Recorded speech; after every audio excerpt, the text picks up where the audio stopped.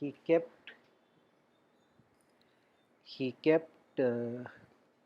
postponing his chance to speak. He would not take his chance to speak because he was nervous. He had never spoken in front of large public audience like that. And when he finally spoke, he didn't even know what he was going to say. So he just prayed to Sharada, that is Saraswati. And you all know the very famous formulation, the first words that came out of his mouth. It was very strange because everybody else said in the very Victorian, restrained manner, ladies and gentlemen, and this man with his enthusiasm and he said, brothers and sisters and brothers and sisters of America. Now, on the surface, that doesn't mean anything. Okay, it's a very nice thing that he said. And years later, those of my generation know Amin Sahni, that used to be his signature. Bhai or Veno, on all his radio programs, that is what he used to say. And he very openly said it was from Swami Vivekananda. But what happened when he said,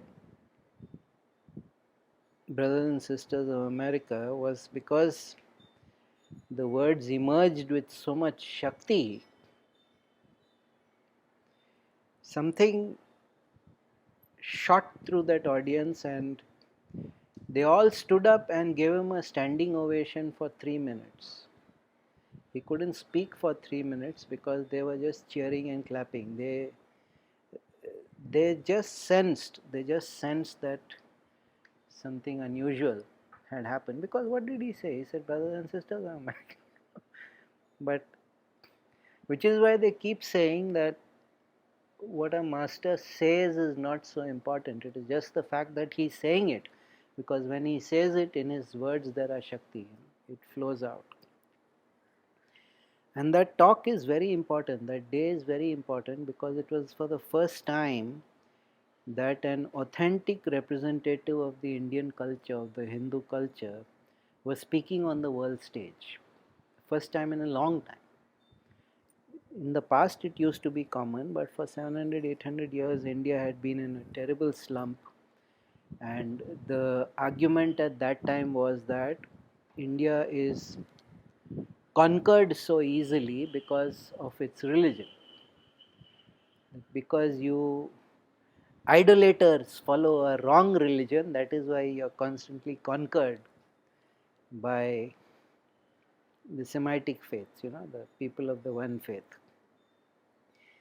And that argument nobody brings forward anymore because, somehow miraculously the idolaters are back. Their faith is intact, their philosophy is intact, their yoga is intact, and nobody is able to figure it out because this is unprecedented. No other culture in the world has gone under two monotheistic faiths and still remained polytheistic, multiple gods, puja part, superstition. We don't understand the greatness and the magnitude of that achievement. How incredible it is because nobody else has done it. It simply has not happened. Anytime a monotheistic faith takes over and dominates, and especially Islam, they still can't figure it out. How did this happen? Because India is the only country, you see, in Indonesia also, which used to be a Hindu and a Buddhist country before Islam came over there, today is no longer. So what has happened in India is dramatically different, and in a sense, the fact that Hinduism was resurging, it was coming up again, that it was gaining its confidence. Vivekananda was the mouth, he was the Vani, he was going to be the spokesperson for that. So by the time he finished his speech, the enthusiasm was so great because the constant Victorian propaganda was that Indians are ignorant barbarians, they are superstitious, they have idiotic beliefs, and the way he spoke and the obvious superiority of intellect and knowledge that the man manifested, and he was the only one who spoke in terms of human potential of spirituality, not in terms of my religion better than yours. They couldn't believe it. They were completely shocked and stunned and flabbergasted, and next day one of the leading Chicago newspapers said that after hearing this man speak, we realize how foolish it is to send missionaries to this learned and ancient country. So it was a complete revolution of perception. It was a complete revolution of how Hinduism was viewed in the world, because it was viewed as a rather decadent, decaying religion that doesn't have the good manners to just expire, and save the rest of the world from embarrassment. And suddenly this man comes along, and they were like, good Lord. So that was the correct presentation of the culture, and he also, because he was fundamentally a very humorous man, he could never resist a joke, he could never resist making fun of people. So one day in the conference he just asked, that everybody is making very big claims, and they are saying that India can benefit from adopting their religion. So I want to ask you one question. How many of you have read at least 3 books in the original? About 2 hands went up. and, so, and so he said, but still you have no problem criticizing us. And he made his point and left it at that. But at the end, on September 9th, after the end of his speech, something that really stunned people happened, because all the elegant Victorian ladies, they started climbing on the benches and walking forward to come to the podium. And so one of the people who later on became one of his very great disciples, when he saw that, he said, well, young man, if you can resist that onslaught, you are indeed a god.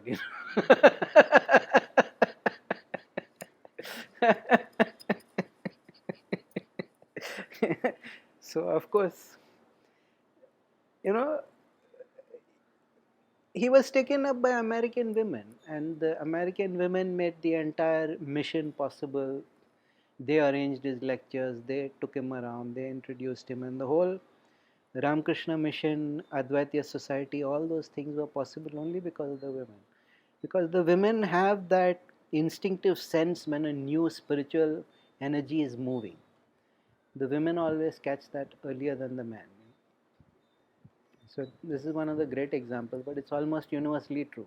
Even Jesus, when he was crucified, all his male disciples ran away. The female ones, they stayed. So it is a very interesting text, but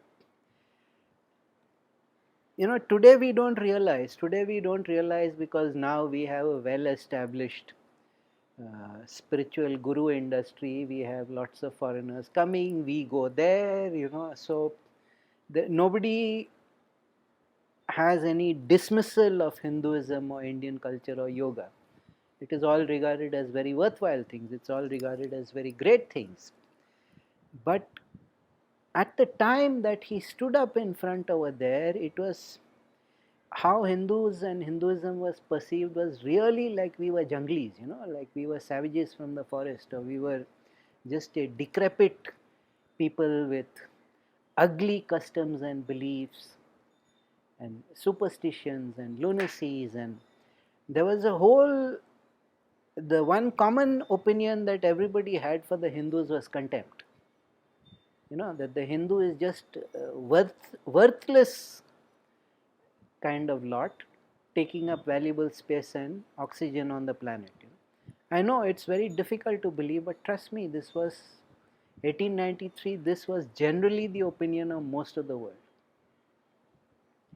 It wasn't so in the 18th century. In the 18th century, a lot of Orientalists, the Western historians, they learned Sanskrit, they founded the Asiatic Society, and there was a lot of appreciation for Indian culture and Sanskrit and those kind of things in the 18th century. But in the 19th century, the wheel had completely turned, and there was just universal contempt and condemnation. And Hindus, we still really haven't come out of it. We lost so much self-confidence at the time that we became very apologetic about our religion.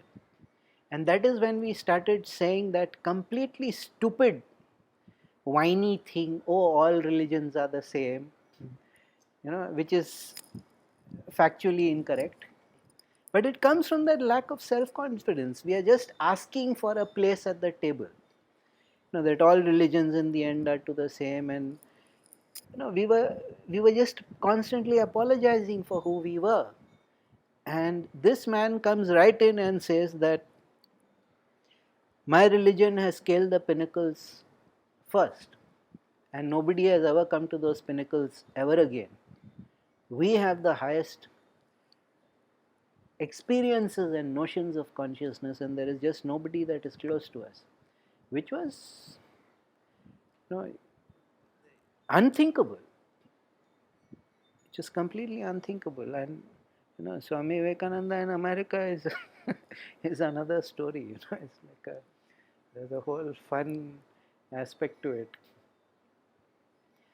But what he did on that day, see, again, we must realize that in the West, nobody knows or even remembers that there was a parliament of religions and Swami Vivekananda. The impact of what happened in India, because when he became very obviously the superstar of the parliament, and he became very famous, he started teaching over there, he got white disciples, the first white disciples. What happened was that the success over there gave finally a sort of confidence or validation to Indians and Hindus, that we began to finally believe that so he came, he did whatever he did, and it was very soon forgotten. Nobody remembers. It is not an important issue for them. So we must not be under any delusion that they still think about the parliamentary religions. Parliamentary religions was very vital in the Indian consciousness. It was very, very vital in the Indian consciousness because it shifted us. It shifted us from being apologetic. It shifted us from being constantly seeking common ground and constantly explaining things. This is the other problem that Hindus still have, and it is a disease that we should give up. We keep trying to explain everything in their context. There is no need for that. Murti and Vigraham, we keep saying idol. It is not idol. What they understand by the word idol is completely different from what is Murti and Vigraham. So that complete lack of any confidence in accept us on our terms, not on your terms, that was Vivekananda. He was the man who just, of course, Dayananda Saraswati, most of the yogis at that time were pushing very hard.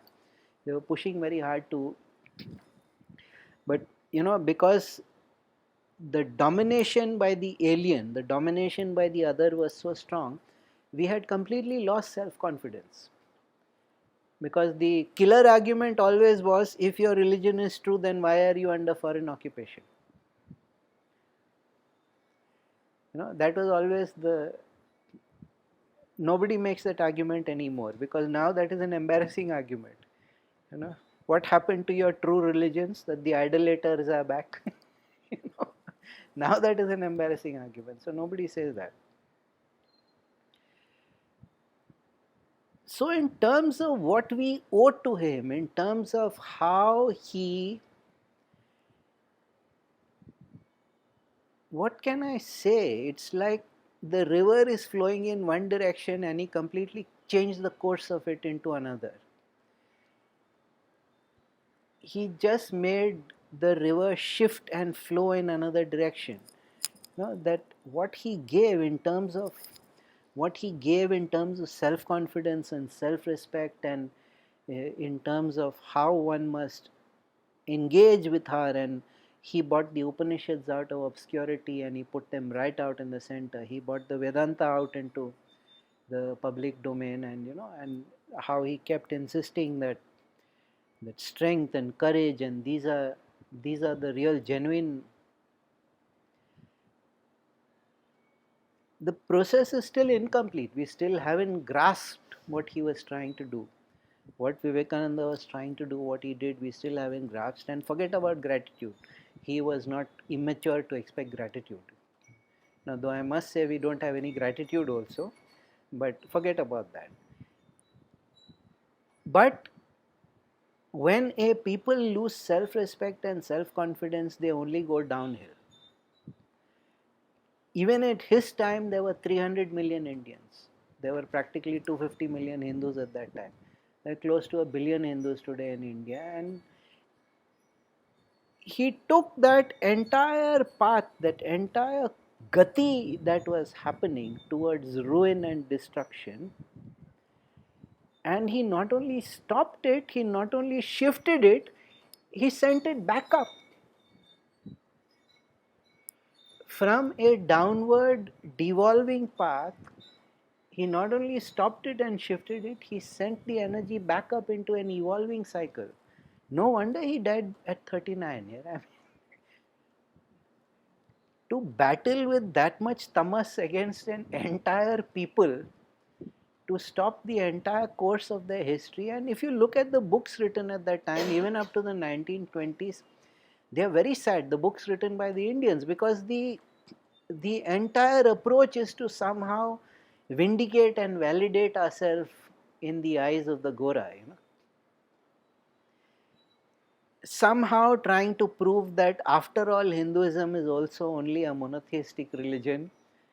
Many people have said that Hinduism is disguised monotheism. And not true.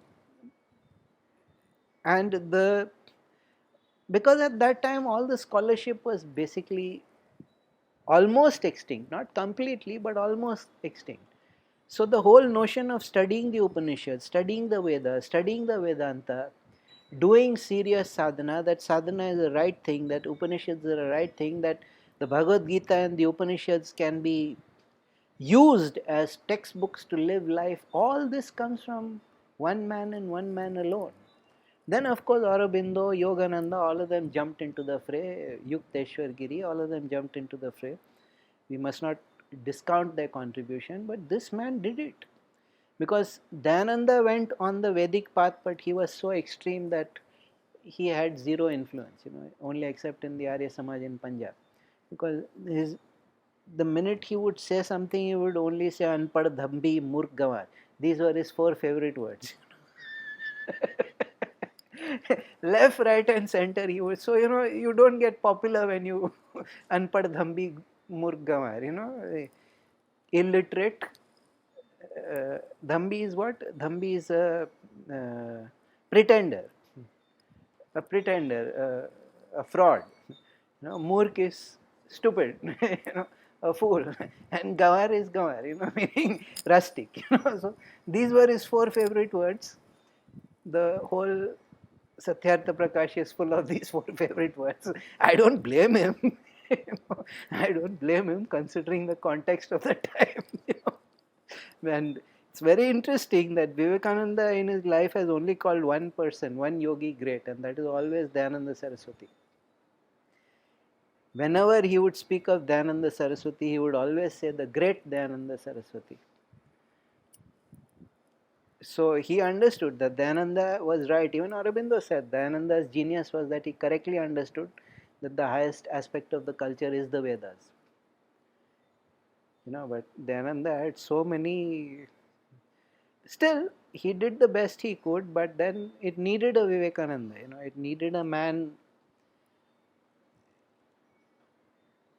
This is something people don't understand about him, that because we don't have historical consciousness, we sort of wake up in the world and whatever is around us, we kind of assume it was always so.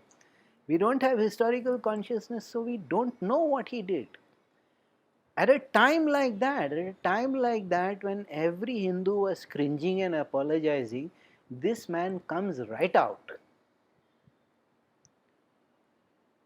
And he is not only not apologizing, he is saying the West has to come and sit at our feet to learn about spirituality. You have no idea what kind of trauma and shock he must have caused. He was like, they are not spiritual. They don't know what spirituality is. They don't know what yoga is. They don't know what enlightenment and liberation is. They have to come and learn. And the whole 20th century, especially after the 60s, plane भर भर के आते हैं, you know. So it was staggering what he did. And sometimes I think, what are we doing? We don't even build on what these great men do. What these great men do for us and go. We don't even care about it. We don't even build it. Oh man. But this was the day. So September 9th for all Hindus should be a very important. It should be a very, very important day, because that is the day that what the historian A.L. Basham called the historic counterattack. That the Indian culture started pushing back. That the Hindu culture started pushing back. So it was,